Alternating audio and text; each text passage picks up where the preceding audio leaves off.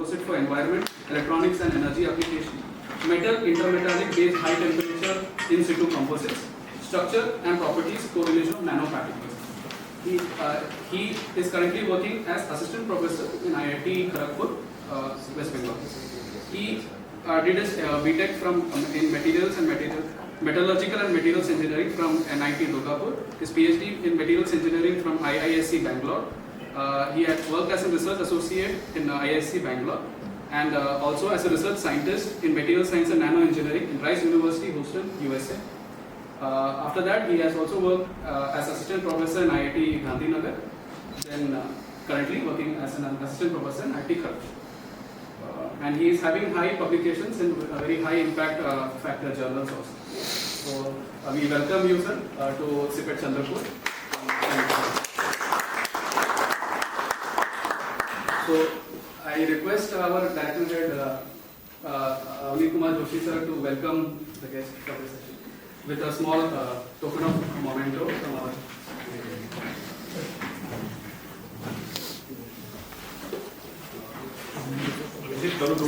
Yes.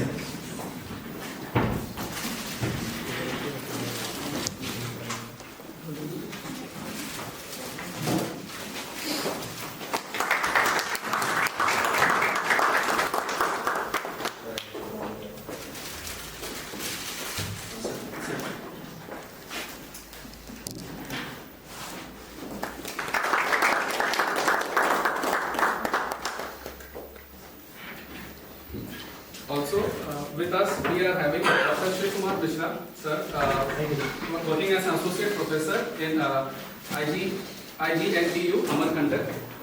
So, sir, I request our director and head, Joshi sir, to welcome him to this function with our bouquet and token of memento.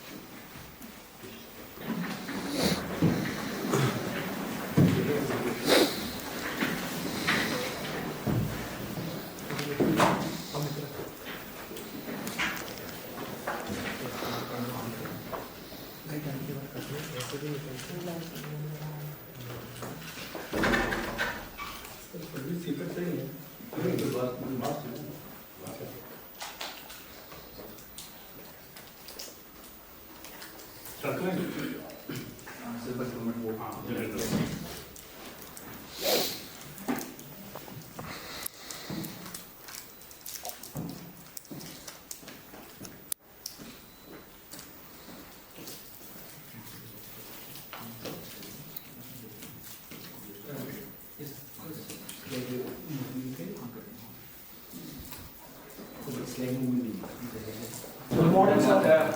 I hope all of you had your breakfast and good sleep yesterday. Huh? So what we'll do, we have 1.5 hours. Okay? And what we'll do, we'll run through examples. We'll not go very deep basic. Okay? But what we can do, as it's a faculty development program, I don't want to make your introduction course sort of material.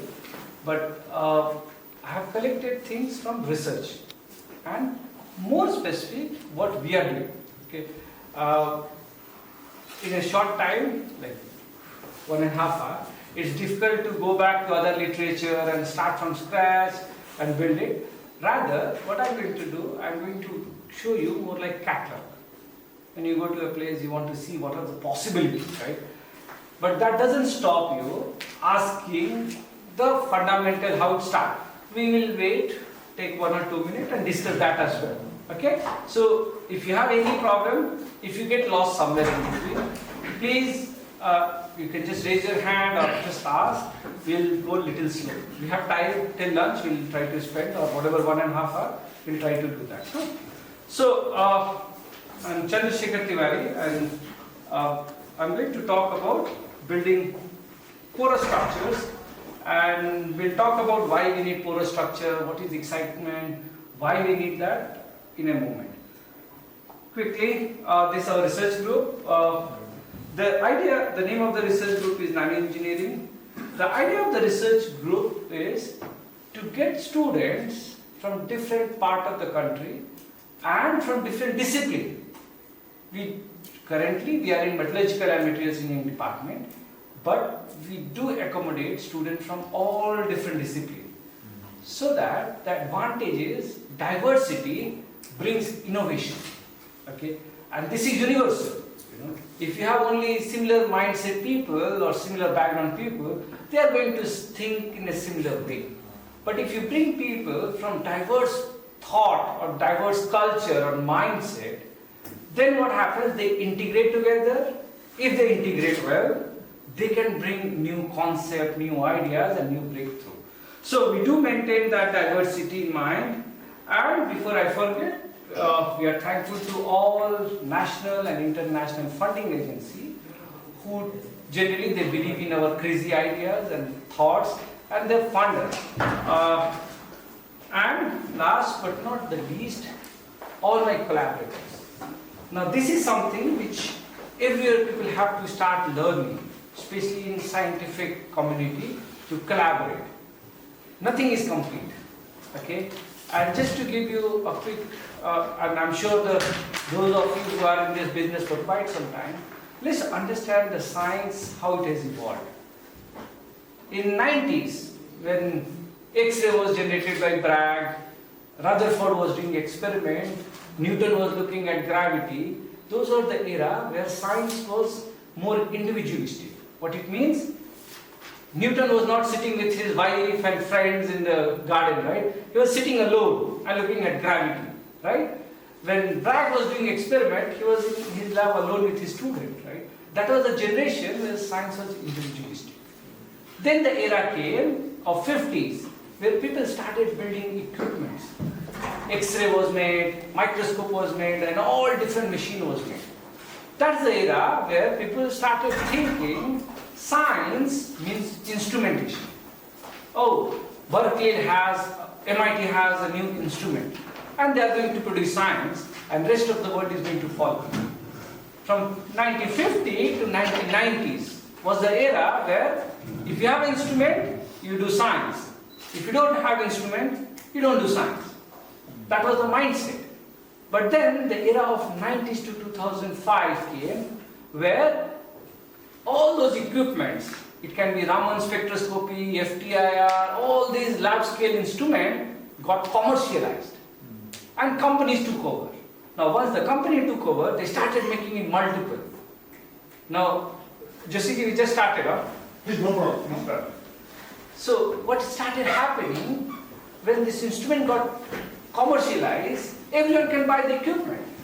By 2005, if you see, very much like carbon nanotubes, where you can have a tube, put another tube inside, or you put another molecule inside. You can take the inspiration and build this pedal short sites, where we took individual component and built a complex structure, which is shown here. I will not go detail here, we'll just run through the deformation and all these studies. This is all different structure has been printed. Right. Now the next question is another simple inspiration. If I want to print a leg of a chair, right, or any column in that matter, what happens? If you have certain height, they are 5. The moment you make it bigger, it bends.